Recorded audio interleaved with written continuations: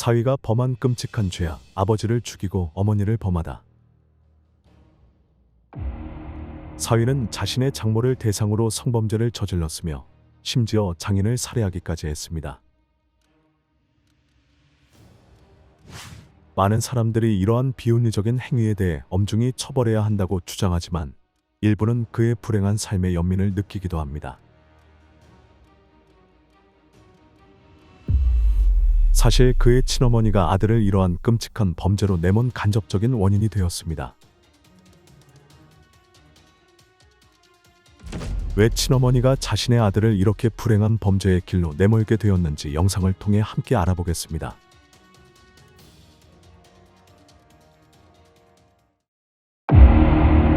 실제 범죄 사건을 2D 스타일로 각색한 작품입니다. 시건은 타이빈성 부투현 널란 마을의 한 가난한 가정에서 벌어졌습니다.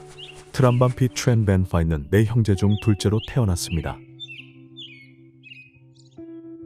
피의 아버지는 그가 어릴 적 세상을 떠났고 그의 어머니인 란씨가 홀로 자녀들의 생계를 책임지며 교육을 시켰습니다. 부모로부터 충분한 관심을 받지 못한 피는 문제아로 자라며 공부를 게을리했습니다. 고등학교를 졸업한 후 그는 학업을 포기하고 고향을 떠나 새로운 삶을 시작하기로 결심했습니다. 하지만 안정적인 직업을 찾기보다는 그는 곧 마약과 절도에 빠져들었습니다. 21세가 되었을 때 그는 절도 혐의로 체포되어 징역 2년형을 선고받았습니다. 그러나 그는 처벌을 받아들이고 숙제하는 대신 형 집행을 기다리는 동안 지역을 떠나 도망치기로 결심했습니다. 그는 불안한 마음으로 몽가이 시로 도피를 감행했습니다. 그의 인생이 계속 어둠 속에서 헤매일 것처럼 보였지만 모든 것이 바뀌게 된 것은 피가 응우엔티땀 뉴엔티템을 만난 이후였습니다. 땀씨는 꽝린에서 살고 있는 연로한 여성으로 그녀는 친절함과 더불어 자선활동으로 유명한 사람이었습니다. 그녀는 어려움에 처한 사람들에게 항상 도움의 손길을 내밀었으며 상황이 어떻든 주저하지 않았습니다. 피가 도움을 요청하자 그녀는 망설임 없이 그를 받아들여 새로운 삶을 시작할 기회를 주었습니다. 이곳에서 피는 땀씨의 딸인 응우엔티둥 뉴엔티덩을 만나게 되었으며 그녀는 그보다 5살 어렸습니다. 두 사람의 관계는 빠르게 발전했고 얼마 지나지 않아 결혼을 결심했습니다. 결혼식은 화려하지 않았지만 순박하고 성실한 둥은 피의 과거와 비밀을 전혀 의심하지 않았습니다. 결혼 후에도 피는 자신의 나쁜 습관을 전혀 고치지 않았습니다. 그는 여전히 방탕한 삶을 살며 술과 도박에 빠져 지냈으며 일하거나 성실히 살아갈 생각은 하지 않았습니다. 그는 정당하게 부를 쌓거나 안정된 삶을 꾸리려 하지 않았고 오히려 순간적인 쾌락에만 집착했습니다. 장모와 함께 사는 동안 피는 자신의 방탕한 삶을 이어갔을 뿐만 아니라 점점 어두운 생각을 키워나갔습니다. 땀씨가 목욕할 때마다 그는 자신의 행동이 비도덕적이고 잘못되었다는 걸 잘 알면서도 멀리서 그녀를 몰래 지켜보았습니다. 그러나 양심의 가책에도 불구하고 그는 스스로를 억제할 수 없었습니다. 3월 9일 밤 장인이 집을 비운 사이 피는 자신의 계획을 실행할 좋은 기회라고 판단했습니다. 그는 밤이 깊어질 때까지 기다렸다가 땀씨에게 전화를 걸어 관심 있는 척하며 대화를 시작했습니다. 땀씨가 전화를 받자 그는 급한 일이 있다며 그녀의 방으로 가도 되겠냐고 요청했습니다. 땀씨는 아무런 의심 없이 그를 방으로 들이며 이야기를 나누자고 했습니다. 피가 무언가 중요한 이야기를 하려는 것처럼 보이자 그녀는 무슨 일이니? 라고 물었습니다. 잠시 망설이다가 그는 용기를 내어 자신이 오래전부터 장모를 좋아했다고 고백하며 그녀가 목욕할 때 몰래 지켜본 적이 있다고 털어놓았습니다. 사위의 이런 외설적이고 모욕적인 말을 들은 땀씨는 더 이상 참을 수 없었습니다. 그녀는 분노에 차서 자리에서 일어나 피에게서 벗어나려 했습니다. 그러나 피는 갑자기 달려들어 그녀를 꽉 붙잡고 방으로 끌고 갔습니다. 상황을 이해할 겨를도 없이 땀 씨는 문이 잠겨 밖으로 나갈 수 없게 되었음을 깨달았습니다. 당황한 그녀가 상황을 파악하기도 전에 피는 그녀를 향해 달려들어 그녀의 간절한 저항과 간청을 무시한 채 부도덕한 행위를 저질렀습니다. 그는 거기서 멈추지 않고 만약 그녀가 그의 요구를 들어주지 않으면 딸에게 해를 가할 것이라고 협박했습니다. 딸의 안전이 걱정된 땀 씨는 더 이상 저항할 수 없었고 결국 그의 비인간적인 행동을 참아낼 수밖에 없었습니다. 피는 부도덕한 행위를 끝낸 후 전혀 뉘우치는 기색 없이 일어섰습니다. 그는 아무 일도 없었던 것처럼 침착하게 옷을 입고 조용히 자신의 방으로 돌아갔습니다. 다음 날 아침, 땀 씨는 극도의 혼란 상태에 빠져 더 이상 침묵할 수 없다고 결심했습니다. 그녀는 즉시 남편인 응우엔 반중 뉴엔 벤 땅 씨에게 모든 일을 이야기했습니다. 아내로부터 사위의 충격적인 행위를 들은 중 씨는 분노를 참을 수 없었습니다.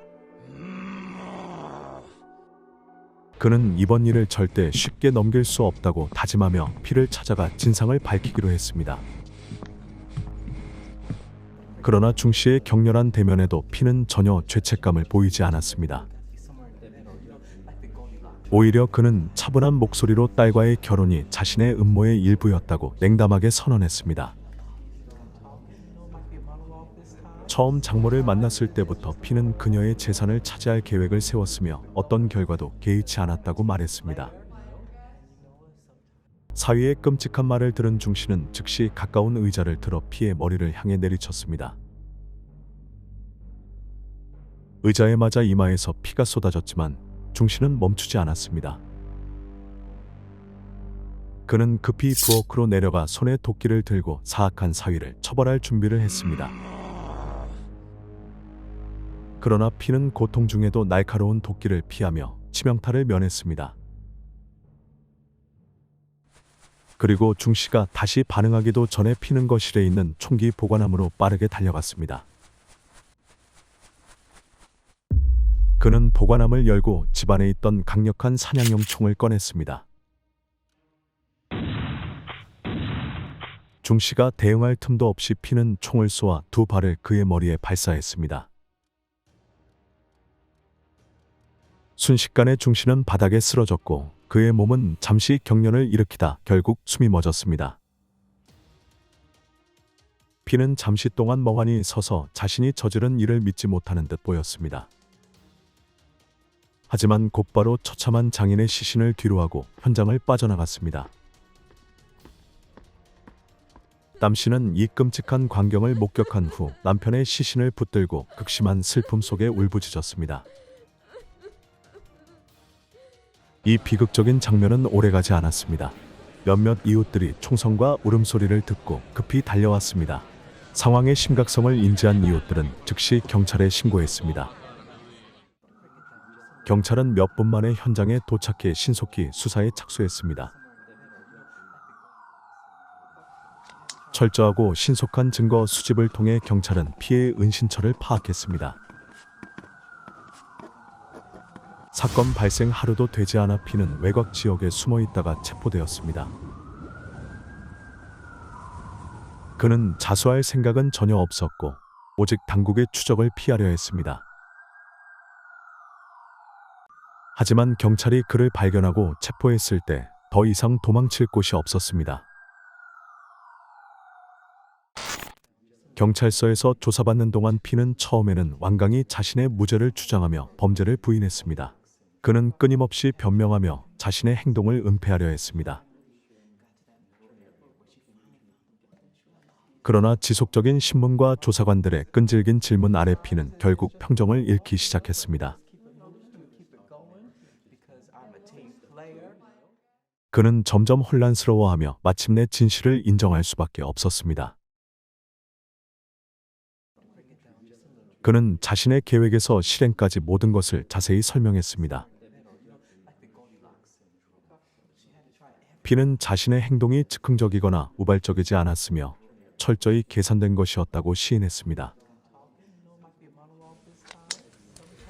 그의 목표는 장인을 살해하고 장모의 재산을 차지하며 자신의 어두운 계획을 계속 실행하는 것이었습니다. 그는 자신의 죄에 대해 전혀 후회나 두려움을 느끼지 않았습니다. 오히려 피는 자신의 계획을 하나하나 설명하며 마치 평범한 일을 이야기하는 듯했습니다. 그의 냉혈한 행동과 잔인함에 경찰과 조사관들은 소름이 끼쳤습니다. 진실이 밝혀지면서 피는 모든 것을 자백했음에도 그의 행위의 잔인성은 줄어들지 않았습니다. 강간과 살인 혐의로 트람반 피는 엄중한 처벌에 직면하게 되었습니다. 그러나 사건은 여기서 끝나지 않았습니다. 조사 과정에서 피의 과거와 관련된 충격적인 사실들이 추가로 밝혀졌습니다. 피는 자신의 친어머니인 란 씨를 비난하며 모든 죄악의 원인이 그녀에게 있다고 주장했습니다. 그는 아버지가 사망한 이후 어머니 란 씨가 완전히 변했다고 말했습니다. 그녀는 홀로 생활하면서 마을의 여러 남자들과 끊임없이 관계를 맺기 시작했습니다. 그녀는 조용한 시간에 남자들을 집으로 데려왔으며 때로는 한꺼번에 3명의 남자가 밤새 머물기도 했습니다. 피는 자신의 집에서 목격한 잔혹하고 고통스러운 장면들을 떠올리며 분노에 휩싸였습니다. 낯선 남자들이 뻔뻔스럽게 집을 드나드는 모습을 보며 피는 참을 수 없는 분노와 좌절감을 느꼈습니다. 자신이 존경했던 어머니 란 씨가 이런 부도덕한 행동을 자신의 눈앞에서 저지르는 것을 보며 그는 견딜 수 없었습니다. 어느 날 피는 놀다 돌아온 집에서 어머니가 자주 만나는 남자 중 한 명이 여동생을 괴롭히는 장면을 목격하게 되었습니다. 그 남자는 술에 취한 듯 보였고 수상쩍은 행동을 하며 여동생을 성적으로 위협하려는 태도를 보였습니다.